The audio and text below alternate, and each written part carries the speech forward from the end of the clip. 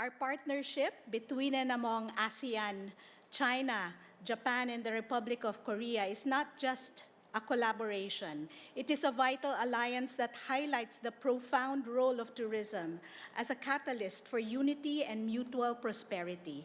Tourism serves as a vital bridge that connects diverse cultures, fosters international understanding, and stimulates economic growth. Today, while we reflect on our past achievements, we are also called to envision a future where our tourism sectors are not only competitive, but also resilient and inclusive.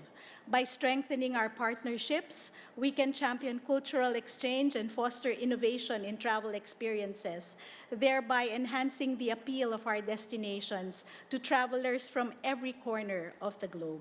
Let us leverage our meeting together to reinforce our commitment to tourism cooperation, ensuring that the rich cultural heritage and natural beauty of our nations continue to thrive and inspire generations to come.